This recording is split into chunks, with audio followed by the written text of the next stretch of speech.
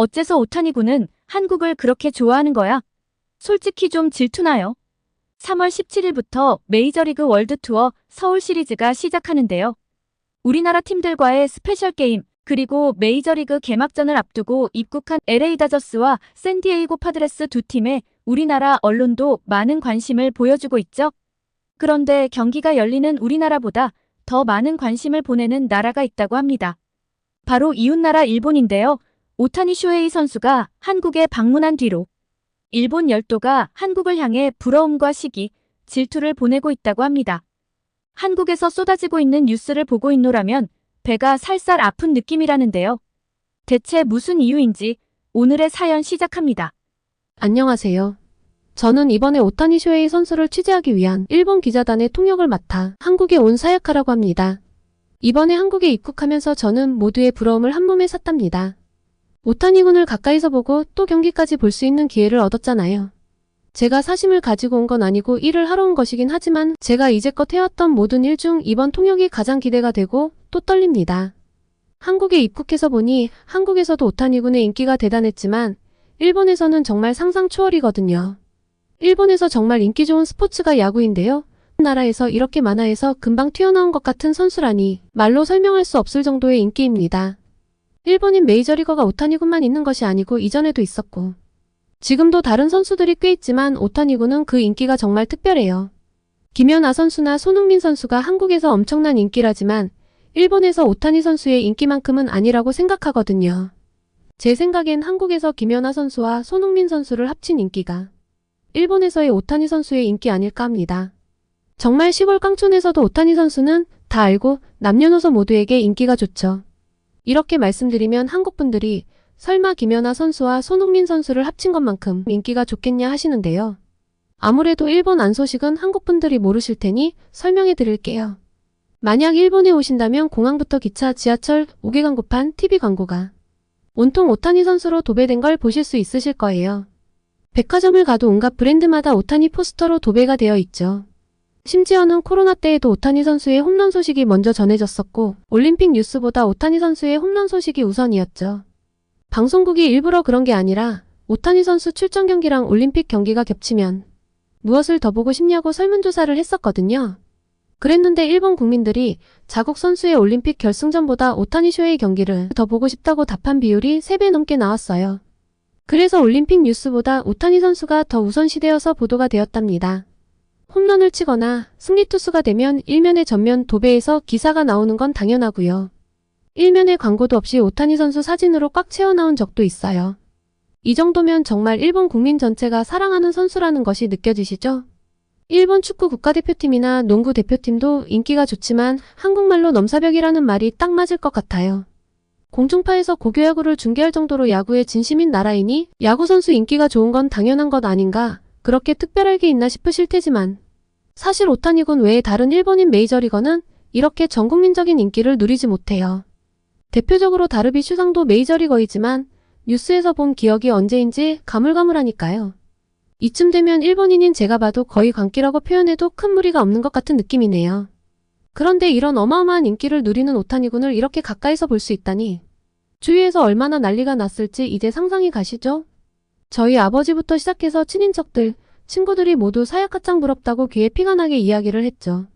제가 오타니 선수도 아닌데 괜히 우쭐하더라고요. 그렇게 오타니 선수를 좋아하면 미국도 아닌 한국에서 오타니 선수를 볼 수 있는 기회인데 일본인들이 한국에 오면 되지 않나 하실 텐데요. 주변에서 도전을 안 해봤던 게 아니에요. 안 그래도 이것 때문에 다들 난리가 나서 한국인들이 부럽다고 난리거든요. 제가 말한 도전이라는 표현이 좀 이상하게 들리실 수 있는데요. 정말 도전이 맞습니다. 이런 어마무시한 오타니 선수의 인기를 이용해서 여행사가 상품을 출시했거든요. 일단 엄청나게 가격이 높습니다. 20일과 21일 경기 모두 관전할 수 있는 3박 4일 패키지가 72만 8천엔, 그러니까 한국 돈으로는 644만원 정도고요. 한 경기만 관람하는 2박 3일 패키지는 49만 8천엔, 약 440만원 정도예요. 1층 내야석 50만원짜리 티켓을 주는데 저 가격이라니 좀 너무하잖아요. 아버지 때문에 이것저것 알아봤는데 처음에 이 소식을 접하고 어찌나 황당하던지 이 돈이면 미국의 비즈니스석을 타고 왕복을 하겠다 싶었죠. 실제로 일본에서 미국으로 오타니 선수 경기를 보러 가는 관광 상품보다 더 비싸요. 게다가 프로그램을 보니 뭐 자유시간에 관광도 가능하다는데 경기를 봐야 하니 호텔 주변의 명동이나 좀 구경을 할까? 나머지는 그냥 호텔에서 경기장 왔다 갔다가 거의 다인 거예요. 애시당초 포함된 관광 상품도 없다니 구성도 너무 성의가 없잖아요. 게다가 제일 웃긴 게 뭔지 아세요? 이 상품은 최소 2명부터 신청을 받았습니다. 그러니까 혼자서는 돈이 있어도 이 상품을 살 수 없어요. 그리고 2명이서 시합 2개를 보려면 거의 1,400만 원을 내고 가야 하죠. 이건 뭐 여행사가 앉아서 돈을 긁어 모으는 수준이잖아요. 그래서 아버지께 이 정도 돈을 내고 꼭 가야겠냐고 말씀드렸는데 아직까지 일을 하시는 아버지께서 시간을 내어 미국을 갔다 온다는 건 거의 불가능에 가깝고 또 영어도 잘 못하시기 때문에 엄두가 안 난다고 그러시더라고요. 그렇긴 하죠. 미국까지 비행시간만 10시간이니 무리긴 합니다. 시차도 있고요. 회사 일을 그렇게 빼기는 좀 어렵거든요. 확실히 한국이 편하죠. 아버지께서는 남동생과 함께 가면 되지 않겠냐며 너무너무 가고 싶다고 하시길래 제가 효도한다고 생각하고 비용을 내기로 했는데요. 이게 경쟁률이 200대 1이나 될 줄은 정말 몰랐습니다. 다들 부자인가 봐요. 저도 오타니 선수를 좋아하지만 그 가격은 좀 과하다고 생각했거든요. 그 과한 비용을 내고 이렇게 보러 가고 싶어하는 사람이 많다니 새삼 놀랐죠. 이 추첨에서 탈락하고 저희 아버지께서 얼마나 시무룩하셨는지 안쓰러워서 볼 수가 없을 지경이었습니다. 그래서 한국의 지인분을 통해 티켓을 구해보려고 했는데 한국 지인분 말씀으로는 티켓이 8분 만에 매진되는 통에 제대로 클릭도 못 해봤다고 하시더라고요. 아버지께서 워낙에 오타니 선수를 좋아하는 걸 알아서 이리저리 표를 구할 방법을 알아보았는데 가격도 가격인데다가 티켓 신분증 확인 등의 문제로 그 또한 여의치 않았고요. 이게 저희 아버지만의 이야기는 아니에요. 다들 미국에 가는 것보다 한국이 훨씬 가깝고 시차도 부담이 없으니 표를 구해보려고 자신의 인맥을 총동원했는데 제 주변에서 표를 구했단 분은 보지 못했네요. 그런데 한국 분들은 예매만 하면 갈 수 있으니까 일본 사람들은 너무너무 부러운 거죠. 우리는 몇 배를 준다고 해도 추첨까지 거쳐서 가야 하는데 말이죠. 그런데 전 오타니 군이 약간 얄밉기도 하고 조금 서운하기도 합니다. 이건 저만 이런 생각을 하는 것이 아니라 일본 웹사이트의 댓글이나 커뮤니티의 글들을 보면 다들 내심 저같이 생각하는 게 있더라고요. 아니 그렇게 오타니 군을 좋아하고 경기를 보기 위해 1,000만 원 가까이 돈도 쓸 수 있는 사람들이 그렇게 많다는데 대체 뭐가 얄밉고 서운하냐 싶으실 텐데요. 이유는 바로 한국 때문이에요. 한때 오타니 선수가 제일 교포라며 한국인이 아니냐는 소문이 있었거든요. 꽤 예전부터 시작돼서 지금까지도 꾸준히 나오는 의견인데요. 일본인 같지 않게 큰 키, 준수한 외모, 그리고 겸손한 성격 같은 것들이 아무래도 한국인스럽단 이유에서였습니다. 예전에 미국으로 가서 처음으로 탔던 차가 현대의 소나타 자동차였던 것 때문에도 말이 더 많았고요. 나중에 알고 보니 구단 스폰서가 현대라 소나타 차량을 타고 다닌 것이었지만요. 더 알려진 바는 없지만 일본에서 태어나고 자란 오타니 선수가 한국 사람일 리는 없어. 저런 의견들은 가십거리로 치부하기는 합니다. 저도 믿지는 않아요. 그런데 다 떠나서 오타니 선수가 한국을 좀 좋아하는 것 같기는 해요. 바로 그 점이 많이 질투가 납니다. 미국에서 오기 전에 오타니 선수가 결혼한 아내를 최초로 공식 공개했던 뉴스 다들 보셨죠? 한국에서도 한 번씩 다뤄졌던 뉴스로 알고 있는데요. 일본에서 오타니 선수의 결혼은 정말 엄청난 관심을 끌고 있는 내용이거든요. 누구와 결혼을 한 건지 다들 추측만 무성하고 일본 언론에서는 제대로 공개한 적이 없어 언제 제대로 공개해 주려나 했는데 일본인 모두가 기다린 소식을 한국행 비행기 앞에서 최초 공개하다니 이제까지 공식적인 입장 표명을 한 번도 하지 않았는데 태극기와 한글 밑에서 환하게 웃고 있는 오타니 부부의 공식 사진을 보니 기분이 정말 이상한 거죠. 일본 선수인데 한국 취재진이 먼저 보도해서 일본 사람들은 오타니 선수의 소식을 한국 취재진의 기사로 확인을 하는 상황이 그리 유쾌하진 않은 상황이었습니다. 이것 때문에 취재진들 사이에서도 좀 너무한 거 아니냐라는 이야기가 나왔는데 한술 더 떠서 아니 셋술 더 뜨는 일도 이어졌죠. 오타니 선수 개인 인스타그램에 태극기 태그를 3번이나 한 거예요. 한 번은 한글 번역을 돌려 기다려지다 라며 아내와 함께 찍은 사진을 그리고 다음은 한국식 소나트 또 한 번은 인천 상공 사진까지. 글쎄요, 다들 티켓을 돈 주고도 구하지 못해 발을 구르는 상황에서 한국행에 대한 설레는 마음을 그렇게 한국 국기까지 태그하며 여러 번 올리고 모두가 궁금해했던 신부 공개도 세계 최초가 한국이라니 솔직히 진짜 좀 서운했어요. 우리는 오타니의 소식만 기다리고 있었는데 정작 오타니는 한국이 기다려졌다니 뭔가 씁쓸하기도 하고요. 오타니 부부의 공식적인 언론 노출은 이번이 처음이라 일본 지상파 방송에서 이 모습을 담기 위해 한국 공항에서 라이브 중계를 하는데 이 특종을 한국에서 공개한 오타니 선수에 대해서 섭섭한 마음이 드는 것 이해가 가시나요? 실제로 한 취재진은 특종이니까 당연히 취재는 해야 하지만 이런 중대사를 한국에서 취재하고 있다니 뭔가 앞뒤가 바뀐 느낌이라며 기분이 썩 좋지 않다고 하더라고요. 게다가 인터뷰에서도 한국은 제일 좋아하는 나라라고도 이야기했고요. 이렇게 말하면 제가 너무 속 좁게 느껴질 수 있을 텐데요. 이걸 입장 바꿔서 손흥민 선수가 이랬다고 생각해보시면 이해가 가실 것 같아요. 손흥민 선수가 결혼을 했는데 단 한 번도 한국 언론에 아내가 어떤 사람인지 무슨 일을 하는 사람인지 알려주지 않고 노코멘트 상태였는데 일본에 방문을 하며 일본어로 기다려집니다 라는 멘트와 함께 일장기를 걸며 아내 사진을 최초로 공개를 한 거예요.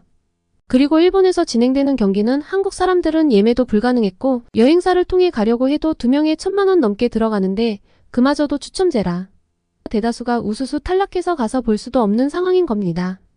아, 그리고 한 가지 더 있군요. 이 부부가 결혼한 뒤 처음 하는 해외여행이니까 신혼여행지도 한국인 거네요.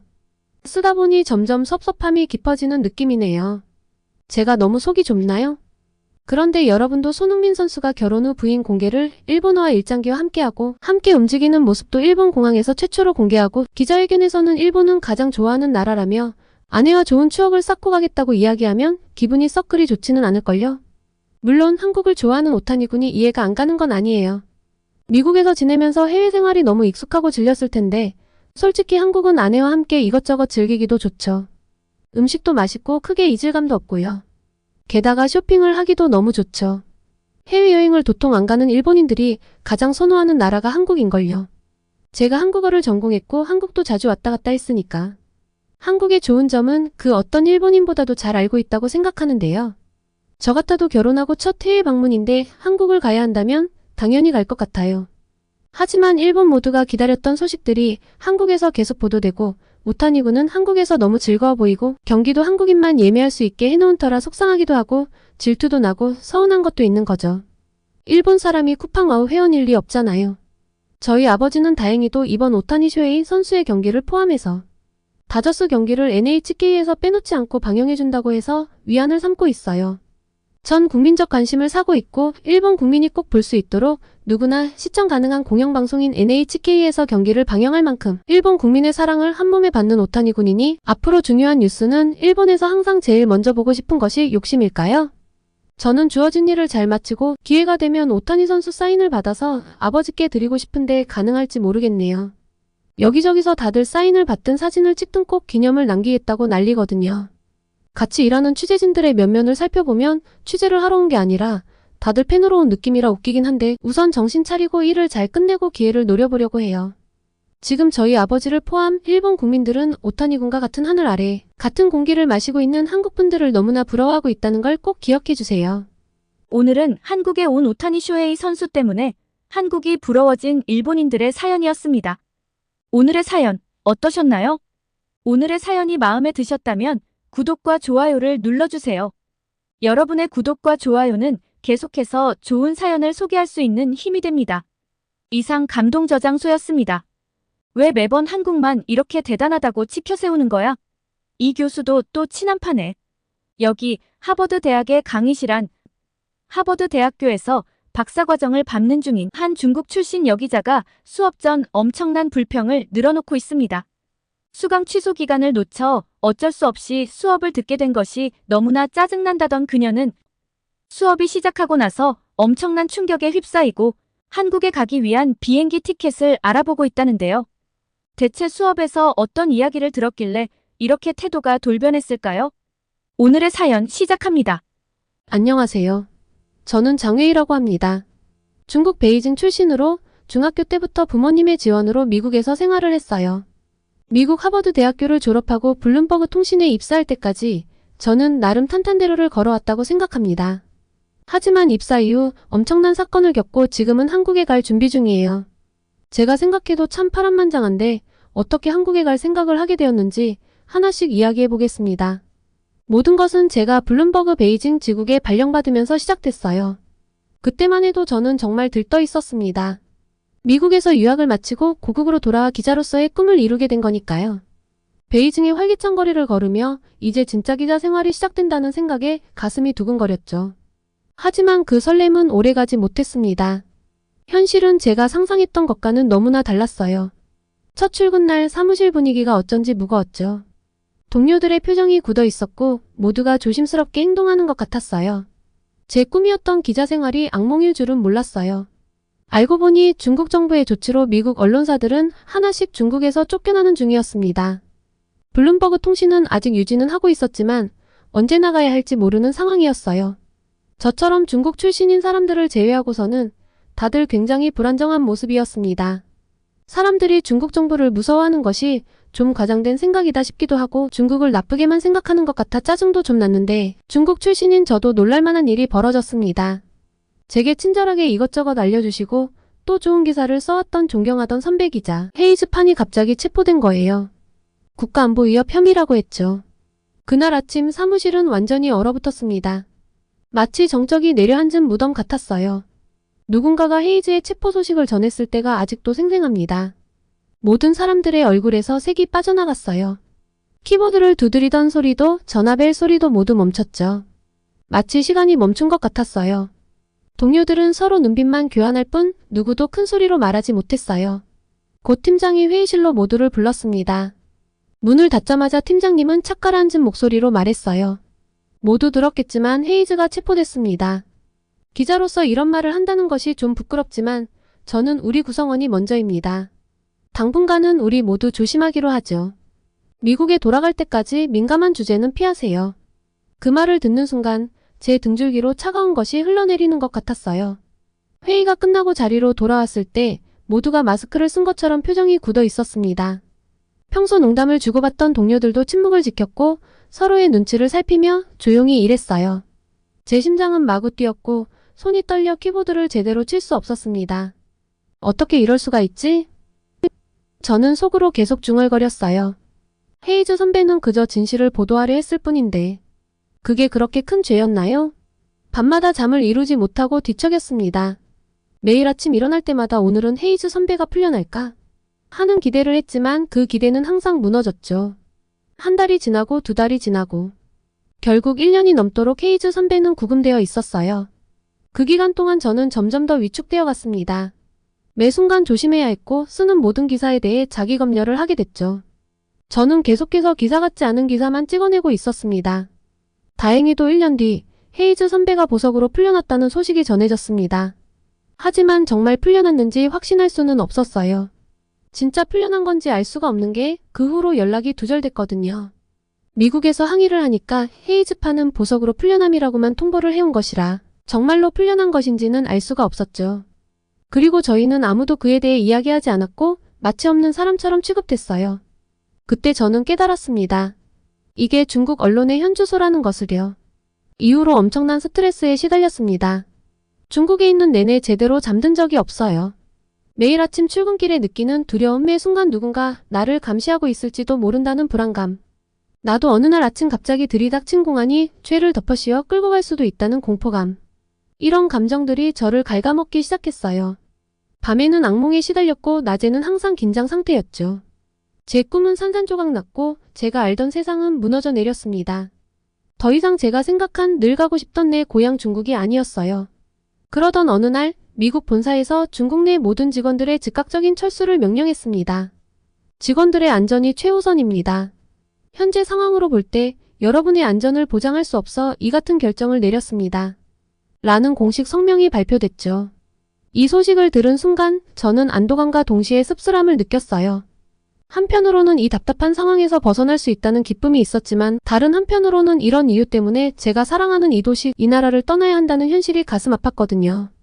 동료들과 마지막으로 사무실에 모였을 때 우리 모두 복잡한 감정에 휩싸였어요. 서로를 바라보며 말없이 고개를 끄덕였죠. 눈빛만으로도 우리의 심정을 알 수 있었어요. 두려움, 안도감. 짐을 싸고 베이징을 떠나는 날 창밖으로 보이는 도시의 풍경이 마음을 무겁게 했습니다. 제가 꿈꾸던 기자로서의 삶, 이곳에서 이루고 싶었던 모든 것들이 이제는 멀어져 가는 것 같았죠. 비행기에 오르면서 눈물이 흘렀습니다. 강제로 고국을 등져야 하는 현실이 이렇게 아플 줄은 몰랐어요. 미국으로 돌아와 저는 우선 휴직을 하기로 했습니다. 마음이 좀 힘들었거든요. 약간의 우울함도 있었고요. 그래서 우선 공부를 하며 있기로 하고 하버드 대학교의 언론학 박사과정에 지원했어요. 익숙한 캠퍼스에서 학부 때처럼 공부를 하면 중국에서의 악몽을 잊을 수 있을 거라고 새로운 시작을 할 수 있을 거라고 믿었죠. 하지만 그건 생각보다 쉽지 않았어요. 캠퍼스를 걸을 때마다 마음이 복잡했거든요. 자유롭게 토론하고 질문하는 학생들을 보며 부러움과 동시에 씁쓸함을 느꼈죠. 왜 우리나라에서는 이렇게 할 수 없을까? 하는 생각이 자꾸 들었습니다. 그런데 오래간만에 돌아온 캠퍼스는 많이 바뀌어 있었습니다. 곳곳에 한글로 된 포스터가 붙어 있었고 한국어로 대화를 나누는 학생들이 눈에 띄게 많아졌더라고요. 처음에는 그저 우연일 거라고 생각했죠. 하지만 점점 더 많은 곳에서 한국 관련 행사와 강의 광고를 보게 됐어요. 의아해하며 학과 사무실에 들렀더니 조교가 이제서야 느꼈냐며 막 웃더라고요. 한류의 영향으로 하버드대에도 한국 관련 수업에 대한 관심과 인기가 높아진 지가 오래라며 한국 관련 수업들은 가장 빨리 수강 신청이 마감이 되는 인기 강좌라고 했습니다. 솔직히 말하면 처음에는 불편한 마음이 들었어요. 우리나라는 왜 이렇게 관심을 못 받지? 하는 생각이 들었거든요. 중국의 오랜 역사와 문화적 영향력을 생각하면 갑자기 한국이 주목받는 게 이해가 되지 않았습니다. 중국이 언론 보도에 있어서 조금 엄격한 면은 있더라도 역사나 문화에 있어서는 한국에 뒤처지지 않는다고 생각했거든요. 제가 조금 투덜거리자 조교가 한 강의를 추천해줬습니다. 현대동아시아사 강의는 학부생, 대학원생 가리지 않고 인기가 높으니 들어보는 것이 좋겠다고요. 찾아보니까 오두 아르네 베스타 교수의 강의였습니다. 세계적으로 유명한 학자여서 그의 저서 냉전의 지구사는 제가 학부 때 읽었던 책인데 그의 날카로운 통찰력에 감명받았었거든요.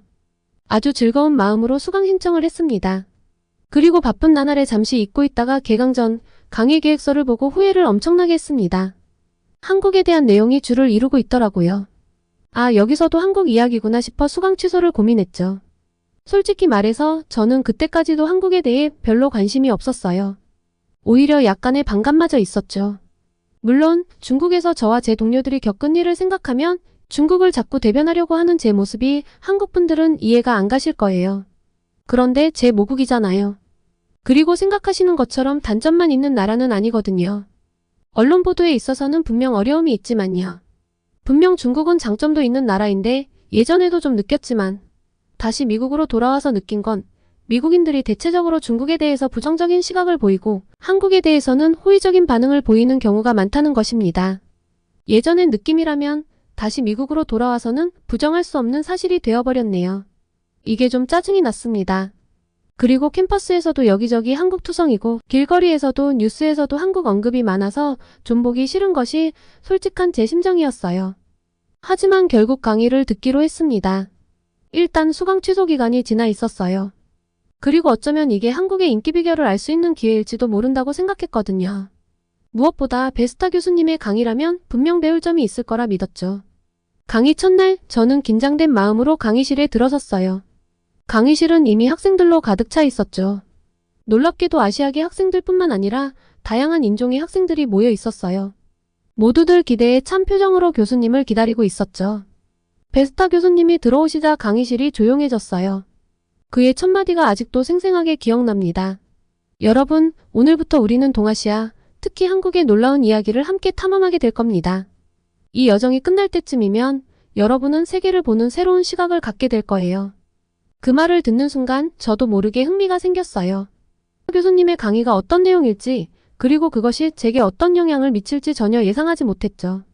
하지만 왠지 모르게 이 강의가 특별할 거라는 예감이 들었어요. 그리고 그 예감은 틀리지 않았습니다. 베스타 교수님은 한국은 매우 독특한 나라예요. 중국, 일본에 비해 너무나 흥미로운 점이 많은 나라죠. 라며 본격적인 강의를 시작했습니다. 순간 제 심장이 빠르게 뛰기 시작했어요. 뭐라고요? 한국이 중국이나 일본보다 독특하다고요? 저도 모르게 눈살을 찌푸렸죠. 중국의 5000년 역사와 문화를 생각하면 이 말이 도저히 이해가 되지 않았거든요. 하지만 베스타 교수님은 계속해서 놀라운 이야기를 펼쳐나갔습니다. 한국의 언어적, 문화적 일관성은 적어도 3000년이나 거슬러 올라갑니다. 현대 한국어는 중세 한국어에서 유래했고 그것은 다시 고대 한국어에서 나왔죠. 그 뿌리는 원시 한국어라는 형태로 거슬러 올라갑니다. 교수님은 이어서 한국어의 발전 과정을 설명하셨어요. 현대 한국어가 중세 한국어에서 유래했고 그것이 다시 고대 한국어에서 나왔으며 궁극적으로는 원시 한국어에서 비롯되었다는 거예요. 이 설명을 들으며 저는 한국어의 역사가 얼마나 깊고 일관된 것인지 새삼 깨달았습니다. 그리고 교수님은 이 점이 바로 한국을 독특하게 만드는 요소라고 강조하셨어요. 중국은 이렇지 않습니다. 일본도 마찬가지죠. 적어도 이런 방식으로는 아닙니다. 이런 점에서 한국은 자신의 지역에서 상당히 독특한 존재입니다. 이 말을 듣는 순간 저는 완전히 혼란스러워졌어요. 중국의 역사에서 우리는 항상 한국을 포함한 주변국들을 문화적으로 열등한 존재로 여겼는데 왜 교수님은 한국을 이렇게 특별하다고 하는 걸까요? 중국이 4대 문명 발상지인 걸 저 교수님이 설마 모르는 걸까요? 교수님의 설명은 계속됐어요. 한국이 민족으로서 가진 특성에 대해 이야기하셨죠. 한국은 공통된 혈통, 역사, 문화, 언어를 공유하는 대규모 집단이 특정 영토에 함께 살아왔습니다. 이는 19세기 유럽 민족주의의 정의와 매우 유사하지만 한국의 경우 그보다 훨씬 이전부터 이런 특성을 가지고 있었죠. 이 설명을 들으며 저는 한국의 민족적 정체성이 얼마나 오래되고 강력한 것인지 깨달았어요. 유럽의 민족주의가 19세기에 형성된 것과 달리 한국은 그보다 훨씬 이전부터 민족으로서의 특성을 가지고 있었다는 거예요. 이는 정말 놀라운 사실이었습니다. 교수님은 이어서 한국의 의로움에 대해 설명하셨어요. 한국에서는 의라는 개념이 매우 중요합니다. 이는 단순히 누가 우리인가라는 민족적 의미를 넘어서는 거예요. 수백 년 동안 한국의 엘리트들은 이 의로움의 개념을 통해 자신들의 국가 정체성을 정의해왔습니다. 의로움이라는 개념이 한국의 정체성 형성에 얼마나 중요한 역할을 했는지 듣고 저는 깊은 인상을 받았어요. 이는 단순한 민족적 정체성을 넘어서는 더 깊고 철학적인 개념이라는 것을 알게 됐죠. 동시에 제가 중국에서 겪었던 언론 통제의 경험이 떠올랐어요. 교수님은 계속해서 예를 들어 설명하셨습니다.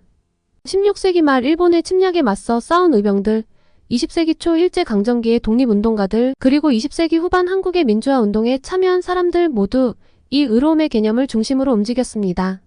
이 설명을 들으며 저는 의로움이라는 개념이 한국 역사 전반에 걸쳐 얼마나 중요한 역할을 해왔는지 깨달았어요.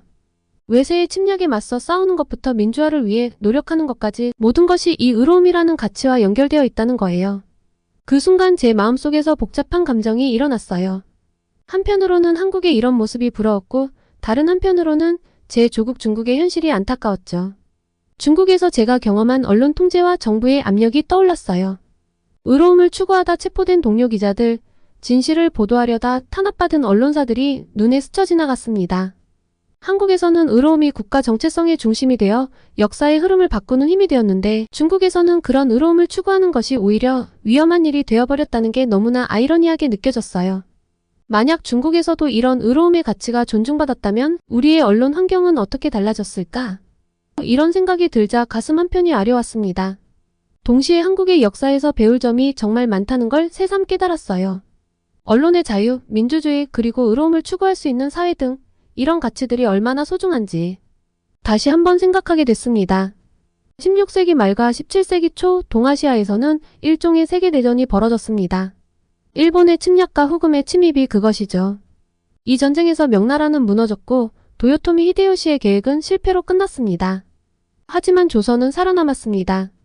이는 한국의 내부적 결속력과 재난을 극복하는 능력을 보여주는 놀라운 사례입니다.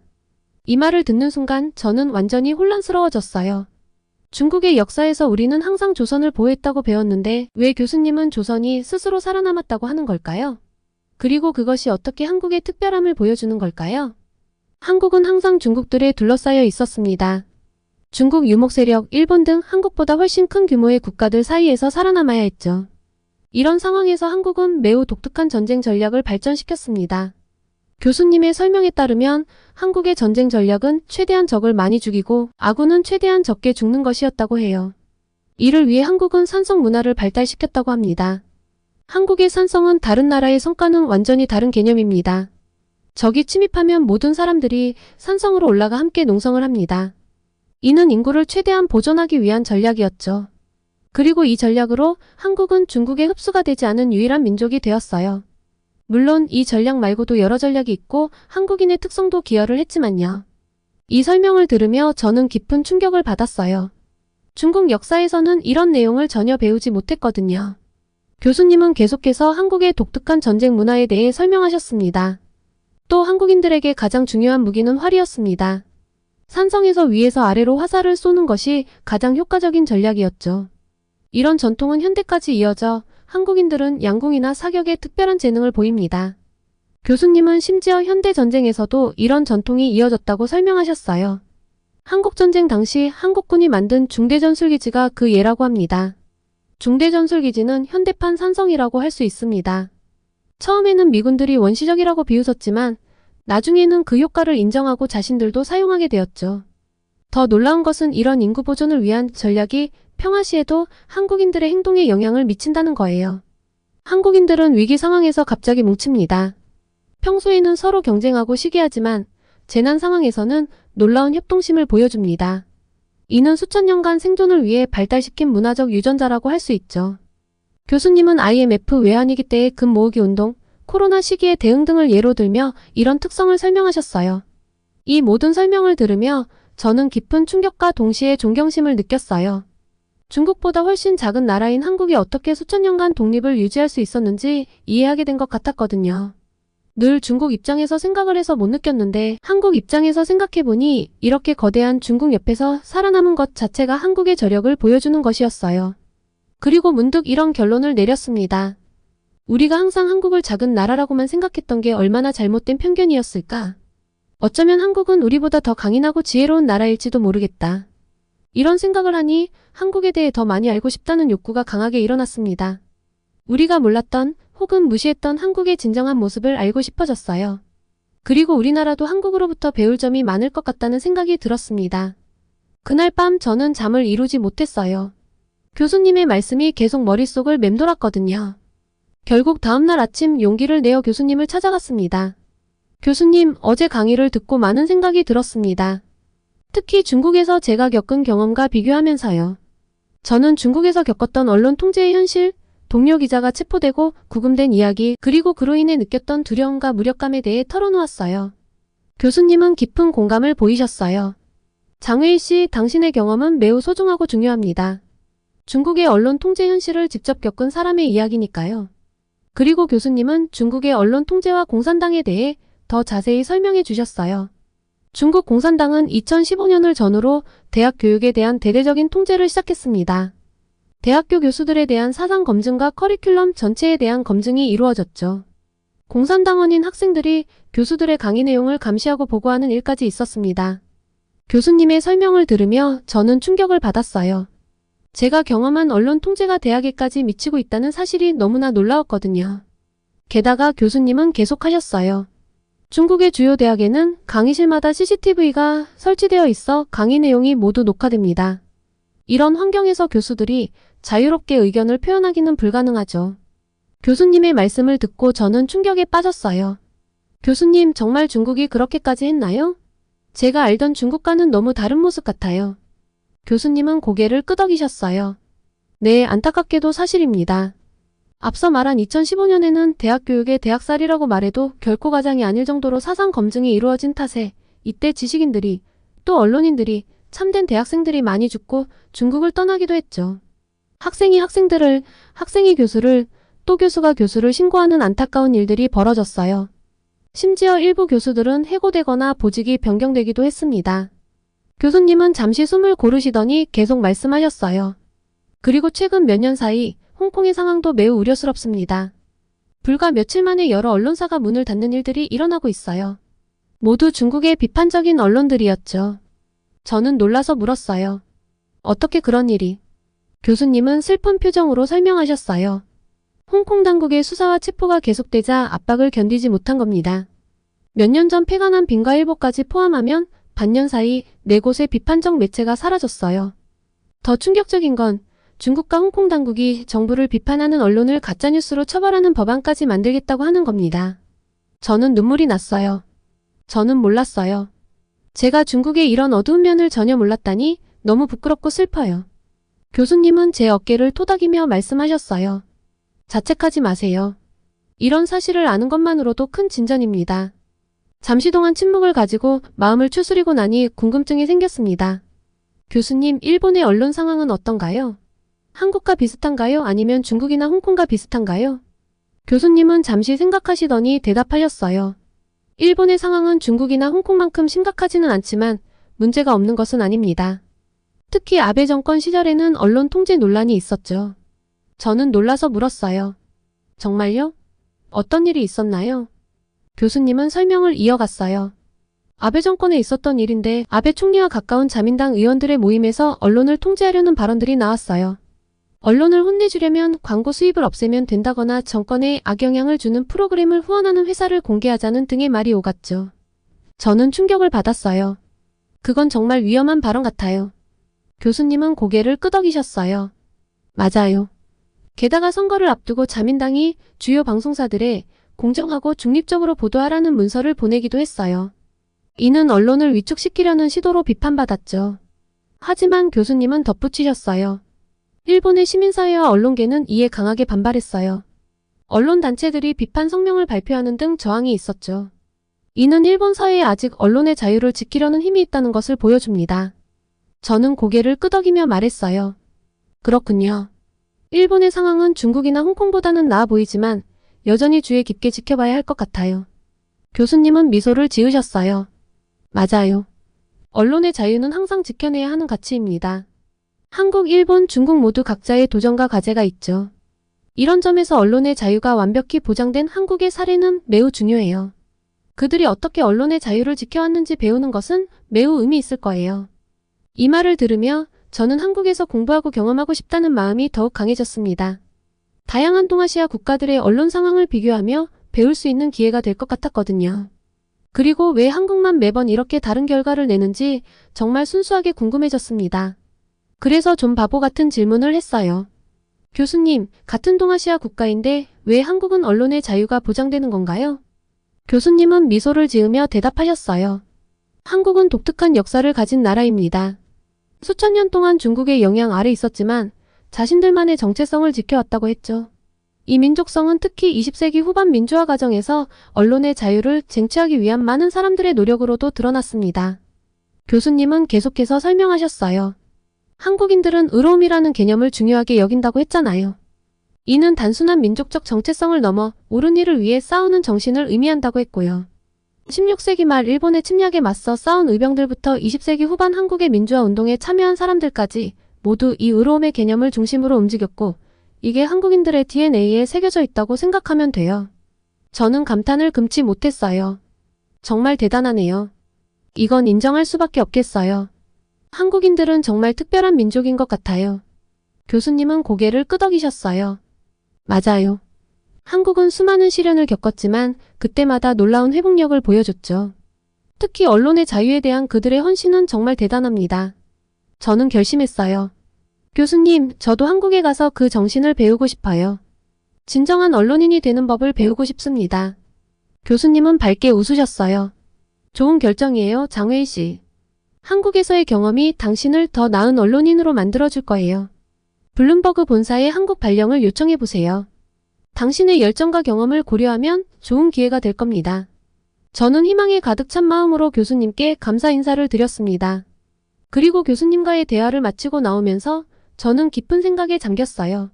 중국에서 겪었던 언론의 자유가 없는 현실과 한국의 상황을 비교하니 가슴이 아팠습니다. 하지만 인정할 건 인정하기로 했어요. 교수님과의 대화를 되짚어보며 이래서 한국이 발전할 수밖에 없었구나 라고 저도 모르게 중얼거리게 되더라고요. 씁쓸한 마음이 들었지만 동시에 한국에 대한 존경심도 생겼습니다. 앞으로 대학원을 졸업하고 어떤 활동을 하게 될지는 아직 모르겠어요. 하지만 한 가지 확실한 건 꼭 한국에 가보고 싶다는 거예요. 그곳에서 진정한 언론의 자유를 경험하고 그들의 민주화 과정과 경제 발전의 비결을 직접 보고 싶어요.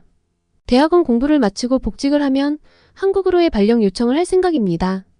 그리고 그 전에 한국어를 배우고 한국 현대사를 공부하면서 한국을 더 깊이 이해하고 싶어요. 특히 한국이 어떻게 언론의 자유를 지켜왔는지 그 과정에서 어떤 어려움을 겪었는지 알고 싶습니다.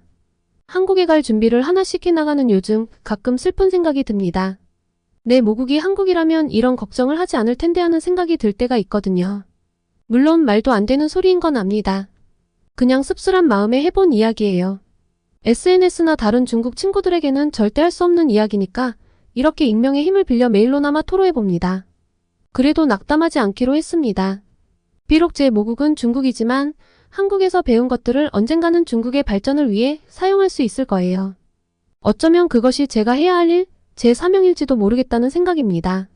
제 이런 결심을 한국분들이 응원해주시면 정말 감사하고 또 힘이 날 것 같습니다. 제 도전을 응원 많이 해주세요. 오늘은 블룸버그 통신 소속으로 중국의 언론 통제 현실을 겪고 미국으로 돌아와 하버드대 강의를 통해 한국의 언론 자유와 민족적 특성을 이해하고 놀라움에 사로잡혀 한국으로 발령을 받고 싶어하는 중국 여기자의 이야기를 전해드렸습니다. 오늘의 사연이 마음에 드셨다면 구독과 좋아요를 눌러주세요. 여러분의 구독과 좋아요는 계속해서 좋은 사연을 소개할 수 있는 힘이 됩니다. 이상 감동저장소였습니다. 이럴 정도면 저에게 이야기하셨어야죠. 아버지, 이게 뭐예요?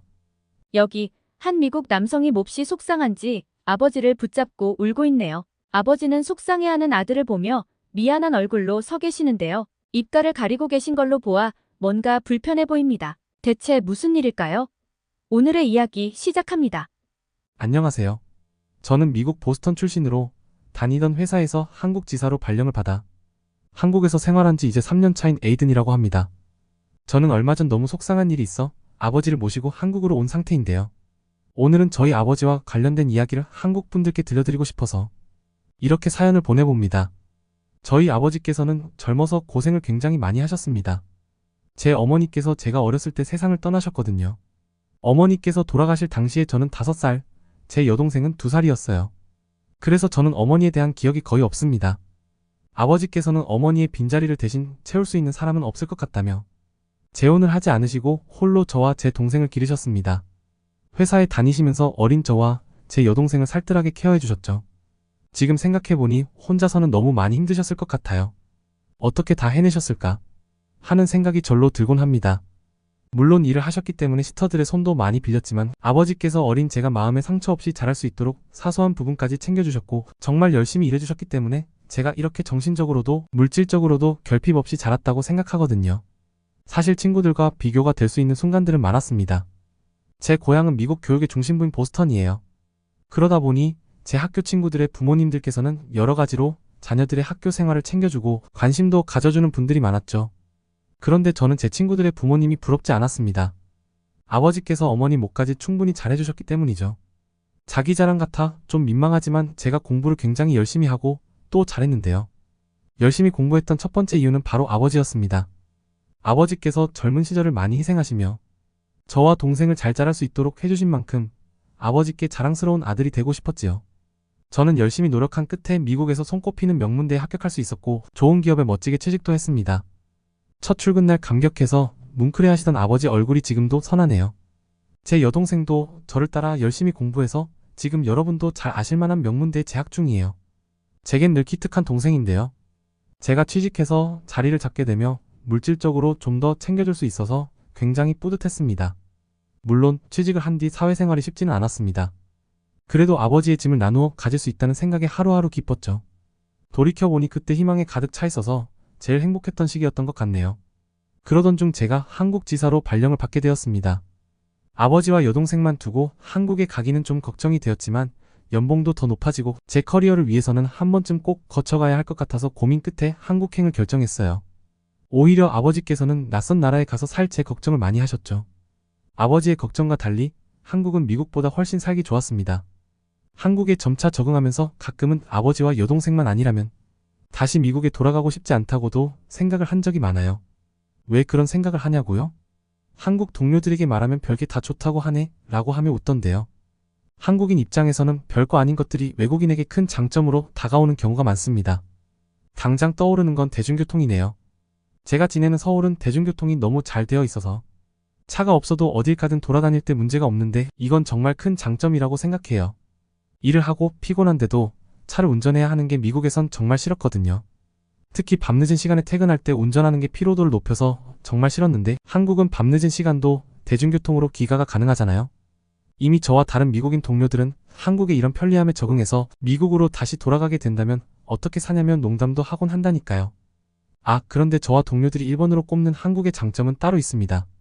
대중교통, 치안, 인터넷, 빠른 업무 처리, 배달앱, 건강하고 다채로운 식문화, 한국인 특유의 성실함으로 업무를 할 때 밀리지 않고 정확한 것 등등 한국의 장점이 참 많지만 아마 한국에 사는 모든 외국인들이 이 부분을 최고의 장점으로 꼽을 것 같네요. 이미 눈치채셨죠? 맞습니다. 한국의 의료 시스템은 정말 최고예요.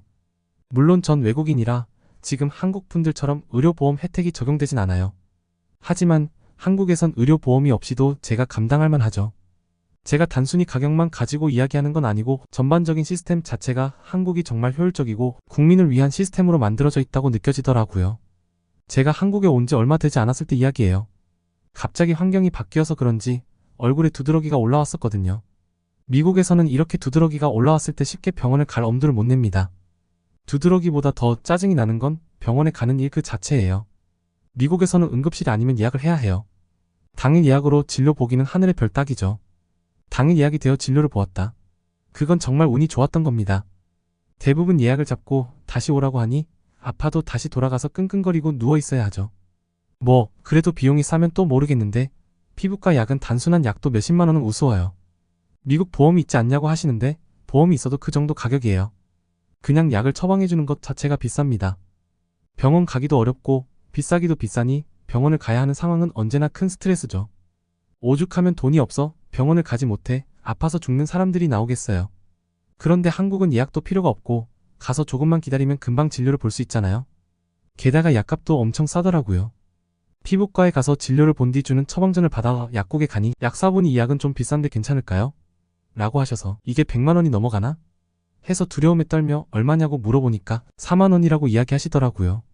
4만 원이 비싼 약값이라니 한국에 와서 뭐가 제일 놀라웠어? 라고 물어보면 언제나 전 이야기를 합니다. 그리고 하나 더 있어요. 한국은 약봉투에 아침 약, 저녁 약이다. 이건 식후에 먹고 식전에 먹어라. 라고 친절하게 안내가 되어 있죠. 이 약봉투를 보고도 놀랐다면 믿으실까요? 미국에선 약을 한 번에 주거든요. 그러니까 환자들이 알아서 나누어 챙겨 먹어야 합니다. 인지 능력이 떨어지는 사람이라면 사고 나기 딱 좋죠. 한국 약봉투 보고 놀라는 미국인이라니 제가 생각해도 좀 웃긴데요. 한국 분들이 이야기를 들으시면 정말 미국이 우스워질 것 같아요. 그런데 뭐 적어도 의료 시스템 면에서는 미국이 한국을 정말 많이 배워야 하는 것이 맞으니까요. 저도 그렇고 제 동료들도 그렇고 한국에 온 지 얼마 안 됐을 땐 아파도 병원에 가는 게 습관이 잘 안 된 터라 한국 동료들이 좀 답답해하기도 했습니다. 가서 주사를 맞고 오면 금방 나을 건데 왜 굳이 끙끙거리고 참고 있어? 라고 하면서요. 물론 지금은 한국에 감사해야 하며 의료 시스템을 잘 이용하지만요. 이렇게 한국에 적응해서 꽤 잘 지내고 있었고 별 문제가 없었습니다. 한국인 여자친구도 사귀면서 저는 한국 생활이 더 만족스러워졌어요. 그런데 저희 가족에게 문제가 생겼어요. 2년 전 아버지께서 실직을 하시게 되었죠. 아버지께서는 제가 걱정을 할까봐 이런 이야기를 제게 말씀하시지 않고 숨기고 계셨고요. 이것도 여동생 덕분에 겨우 알게 된 사실이었습니다. 걱정하며 안부 전화를 한 제게 이 김에 좀 쉬면 되지. 이게 무슨 큰일이라고 그러니 하며 저를 안심시키셨는데요. 그간 열심히 저축해놓은 것도 있고 또 아버지도 이번 기회에 이제는 좀 쉬면서 지내고 싶으시다는 이야기를 하시는데 한편으로는 그래 아버지도 좀 쉬시면서 노년을 즐기실 때도 되었지 했죠.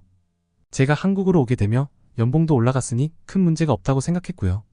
이후로 저는 승진을 하게 되며 너무 바빠져서 한동안 아버지의 안부를 잘 챙기지 못했어요. 시차 때문에 통화하기가 쉽지 않더라고요. 큰 프로젝트가 끝나 여유가 생긴 날 오래간만에 아버지께 연락을 드렸는데 좀 이상한 느낌이 들었습니다. 웅얼웅얼하는 목소리로 전화를 받으시더라고요. 평상시 아버지는 굉장히 목소리도 크고 발음도 좋으시거든요. 그런데 왜 이렇게 말씀하시지? 이상한 생각이 들었죠. 무슨 일이 있으시냐고 물어보니 뭘 드시고 계신다는 거예요. 아버지는 간식을 잘 드시지 않는 편인데 점점 더 이상한 생각이 들기 시작했어요. 그래서 제가 자꾸 캐물으니 아버지께서는 이제 자야겠다며 허둥지둥 전화를 끊으셨습니다. 당연히 저는 신경이 엄청 쓰였죠. 계속 신경이 쓰여서 전화를 걸었는데 잘 받지 않으시더라고요. 그리고 메신저로만 계속 말씀을 하시고요. 동생이라도 같이 있으면 동생에게라도 물어볼 텐데 동생이 때마침 교환학생으로 중국에 가 있는 통에 물어볼 수 없어서 너무 답답했어요. 아무래도 아버지께 뭔가 일이 생긴 것 같은데 말씀은 안 하시니 너무 신경이 쓰여서 저는 결국 휴가를 내고 미국으로 날아갔습니다. 그리고 마주한 아버지의 얼굴을 보고 저는 펑펑 울고 말았습니다. 알고 보니 치아가 불편해서 제대로 말씀을 하지 못하고 계신 상태였습니다. 치아 때문에 얼굴이 좀 부었어. 턱분에 주름이 펴져서 젊어 보이지 않니? 하며 허 웃으시는데 너무 속상하더라고요. 미국에서 치과를 못 가셨냐고요? 아니요, 가셨는데 지금 이런 상태이신 거예요. 3개월에 걸쳐 치과를 3군데나 다니셨는데 아직도 문제가 현재 진행형이었던 겁니다. 한국 분들은 이해가 안 가시죠? 치과를 3군데나 갔는데 치료가 제대로 안 된 상태라니? 그러니까 시작은 아주 작은 고름 주머니였다고 합니다. 알고 보니 이전부터 한 번씩 피곤함을 느끼실 때면 윗잇몸 한켠에 염증이 조금씩 생겼다고 해요. 그런데 쉬면 좀 가라앉는 것 같아 그냥 넘기셨고요. 그런데 정기적으로 하는 검사에서 문제가 생겼다고 신경치료가 필요하다고 했다는 거예요. 그래서 신경치료 전문 치과에 가셨다고 합니다. 보험으로 커버를 했는데도 60만 원이 나왔다고 하셨어요. 나머지는 개인 부담으로 위쪽 치아 4개 치료 비용에 4,700달러, 그러니까 한국 돈으로 615만 원의 견적을 받으셨다고 하네요. 비싸서 좀 망설여졌지만 다른 것도 아닌 치아니까 진행하기로 하셨고요. 비싸긴 하지만 신경치료를 했는데 왜 문제가 있나 싶으시죠? 아버지는 신경치료 후 크라운을 씌워야 하는 상황이었는데 이 크라운은 원래 치아를 체크하던 곳에서 했어야 했어요. 미국은 치과가 세분화되어 있어서 신경치료는 신경치료 전문 치과로 가야 하거든요. 그래서 아버지께서 신경치료하신 곳에서 크라운을 씌울 수 없었어요. 그러니까 1번 치과에서 신경치료를 받고 2번 치과에서 크라운을 씌워야 하는 상황이었죠. 뭐 그래도 치료만 잘 되면 되는데요. 이것도 한참 기다리셨다네요. 크라운을 씌울 원래 다니는 2번 치과에서 엑스레이를 봐야 하는데 신경치료를 한 1번 치과에서 찍었던 엑스레이가 넘어오지 않았다고 합니다. 크라운을 씌울 2번 치과에서는 엑스레이가 넘어오는데 한 7일 정도 걸리는데 지금 보험사 심사를 빨리 해야 하니 와서 엑스레이를 다시 찍으라고 했다고 하고요. 제가 미국에서 계속 살았으면 그러려니 했을까요? 한국의 의료 시스템을 보다가 미국의 이런 답답한 일처리를 보니 속이 터지더라고요. 엑스레이 하나를 보내주는 게 뭐가 일이라고 그걸 또 다시 찍어야 한다니. 더 화가 나는 건 미국은 이런 치아 엑스레이를 치아보험에서 1년에 2번 정도는 지원해줘요. 그 이상 찍을 일이 있으면 자기가 부담을 해야 합니다. 자부담으로 한 번 찍는데 40만 원이에요. 이런 식으로 마구마구 비용이 눈덩이 불어나듯 불어나는 것이 바로 미국의 의료체계입니다. 아, 그래서 다시 엑스레이를 찍고 보험 심사를 빨리 받으셨냐고요? 아버지께서 바로 가셔서 다시 찍긴 찍으셨어요. 그리고 보험사 처리는 3주쯤 걸렸다고 하네요. 문제는 보험사 처리를 기다리는 사이에 아래쪽도 아파오기 시작하셨다는 거죠. 이쯤 되니 비용도 부담이 되기 시작하는데 제게 돈 달라고 말을 하기 미안해서 숨기셨대요. 그러다 고통이 심해 결국 또 치과를 가셨죠. 여기는 3번 치과가 되겠네요. 3번 치과에서는 다른 쪽 치아 촬영을 해야 하니 촬영비 29만 원을 내라고 했습니다. 치아를 찍어봐야 계획을 세울 수 있다고 하니 사진을 안 찍거나 하는 방법은 없고요. 그런데 이 다른 쪽 치아는 신경치료로는 안 되고 수술을 해야 한다고 했다더군요. 치아를 뽑아서 치료하고 다시 끼워 넣는다고요. 이렇게 아버지는 다른 쪽 치아 수술 비용으로 2,400불, 그러니까 한국 돈으로 313만 원 정도를 지출하셨습니다. 아, 그리고 이번 치과에서 씌울 예정인 크라운은 본뜬 지가 언젠데 3개월째 못 씌웠답니다. 답답하기 그지없는 미국의 의료체계 때문에 아픈 치아를 부여잡고 치과 3군데를 돌아다니며 비용 스트레스까지 심하게 받으셨을 아버지를 생각하니 마음이 너무 아팠습니다. 아버지께서는 그나마 수술을 한 치아는 더 이상 아프지 않다는 걸 위안으로 삼고 계시더라고요. 한국 분들은 이해가 안 가시죠? 애시당초 치과 한 곳에서 다 처리하면 될 일을 2군데를 왔다 갔다 하는 것도 그렇고 위쪽 사진을 찍을 때 아래쪽도 같이 찍었으면 문제점을 같이 발견해서 한 번에 치료할 수 있는데 위쪽이 아프다고 위쪽만 사진을 찍어본 것도 이해가 안 가실 거고요. 결정적으로 이게 3개월이나 끌 일인가? 하실 텐데요. 저도 한국에서 좀 살다 보니 한국화된 것 같아요. 이야기를 듣고 있는데 속이 부글부글 하더라고요. 그런데 여러분, 사실 이건 일반적인 미국의 모습이에요. 이러니 다시 돌아가기 싫죠. 아버지께 크라운은 언제 씌우게 되냐고 여쭤보니 이번 주라고 하시더라고요. 시간이 오래 걸린 것도 모자라 크라운은 보험사에서 처리를 거부해 $1,000를 내야 하고요. 그런데 한 가지 문제가 더 남아 있었습니다. 다른 치아가 또 아프기 시작한 겁니다. 그리고 이 치아는 살릴 수 없다고 임플란트를 해야 한다고 했고요. 비용은 치아 하나에 400만 원 정도를 예상하면 된다고 했는데 비용은 둘째치고 이건 또 얼마나 시간이 오래 걸릴까요? 그리고 왜 다른 곳에도 문제가 있는데 3곳의 치과 중 그 어떤 의사도 발견을 못한 걸까요? 지금까지 들어간 비용이 거의 1,000만 원인데 한 곳에서 문제점들을 한 번에 체크를 하지 못해 치과 3곳을 뺑뺑이 돌며 다녀야 하고 치료가 빨리 되는 것도 아니고 만약에 이게 생명과 직결되는 문제면 어떻게 되었을까요? 저는 더 이상 참을 수가 없었습니다. 아버지를 한국으로 모시고 오기로 했죠. 갑자기 웬 한국행이냐며 당황해하시는 아버지를 붙잡고 그날 밤 한국의 의료 시스템이 얼마나 좋은지 상세히 알려드렸습니다. 믿지를 못하시더라고요. 게다가 의료보험 적용이 안 되어도 미국에서 보험 적용을 한 것보다 싸다니 어떻게 그런 나라가 있을 수 있냐고 했어요. 하기사 저도 한국에 오지 않았으면 절대 몰랐겠죠.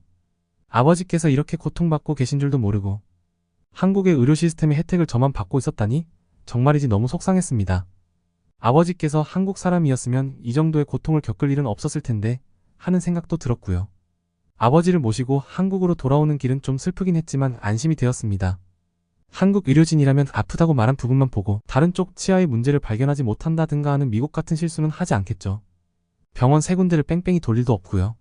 그렇게 찾아간 한국 치과는 역시 미국과는 차원이 다른 빠름과 정확함이 있었습니다. 우선 엑스레이를 찍고 바로 볼 수 있었어요. 아버지 눈이 휘둥그레 커지시더라고요. 귓속말로 아빠, 한국 병원은 이게 기본이에요 했는데 제가 처음 한국에 와서 놀랄 때 한국인 동료들이 이런 느낌이었나 싶었죠. 그리고 의사 선생님을 마주했는데 아버지와 저는 얼굴이 화끈거려서 혼났습니다. 이렇게 크라운을 씌워놓으면 나중에 탈락될 것 같은데 너무 마감이 거친데요. 왜 이렇게 했지? 완전 초짜가 했나? 미국에서 치료하셨다고 하셨죠? 라며 갸우뚱갸우뚱 하시는데 제가 미국 사람인 게 얼마나 부끄러웠는지 몰라요. 놀라웠던 건 맨 마지막에 문제가 있었던 임플란트를 해야 한다는 치아의 경우는 충분히 살릴 수 있는 치아인데 과잉 진료를 한 것 같다고 말씀해 주셨죠. 2주 정도에 걸쳐 신경치료를 잘 받는다면 충분히 나을 수 있다고 했습니다. 그리고 문제가 발생할 수 있는 다른 치아들도 다 체크해 주셔서 함께 신경치료를 받기로 했죠. 친절함과 꼼꼼함, 그리고 시술 중에 고통이 없도록 적절하게 조치해주는 센스까지. 뭐 하나 빠질 것 없이 완벽했는데 제일 놀라운 건 비용이었습니다. 크라운을 씌우고 신경치료를 하는 큰 치료의 흐름은 미국과 다를 바가 없었는데 비용이 미국의 절반도 들지 않더라고요. 게다가 임플란트를 할 필요가 없으니 비용과 고통도 크게 줄어들었고요. 미국에 사는 한국인들이 비행기 비용이 들더라도 한국에 가서 치료받고 돌아오는 게 이득이라고 이야기하는 걸 몇 번 들어봤는데 이래서 먼 비행 시간을 감수하고 한국으로 오는구나 싶었어요. 아버지께서 치과에서 치료받고 나가시면서 네가 한국으로 갈 때 참 많이 걱정했는데 미국에 있는 날 걱정했었어야 하는데 왜 내가 네 걱정을 하고 있었지? 하며 웃으시더군요. 제가 한국에 와서 만난 여자친구가 한국 사람이라 결혼해서 한국에서 계속 지내면 어떨까 하는 말씀을 드렸을 때 굳이 그럴 필요가 있겠냐고 떨떠름해 하셨는데 그런 모습은 이미 온데간데 없었고요. 아버지께서는 내가 너무 우물한 개구리처럼 산 것 같다며 미국이 대국이다. 그레이트 아메리카다라고 떠벌리며 세계 최고의 나라라고 자부하지만 국민 건강과 직결되는 의료 서비스가 이렇게나 별로인데 뭐가 위대하냐며 진짜 위대한 건 한국이라고 하셨어요. 아마 외국인이 한국에 와서 병원을 다녀가면 누구나 그런 생각을 할 거예요. 태어나면서 이런 환경 속에서 살 수 있는 한국 사람들이 너무나 부럽네요. 아버지 치료가 다음 주면 다 끝난다는데요. 그 이후로는 제 여자친구도 보여드리고 또 아버지를 모시고 한국의 맛있는 음식도 소개해드리고 여기저기 관광도 다닐 예정인데요. 아버지께 더 행복한 기억을 만들어드리고 싶어. 그런데 아버지를 모시고 가면 좋을 맛집과 관광지를 댓글로 추천해 주실 수 있을까요? 한국 분들이 알려주시는 진짜 맛집과 숨은 명소들에 대한 아버지의 반응도 다시 전하겠습니다. 오늘은 미국의 답답하고 비싼 치과 진료 때문에 화가 났던 미국인의 이야기였는데요. 오늘의 이야기 어떠셨나요?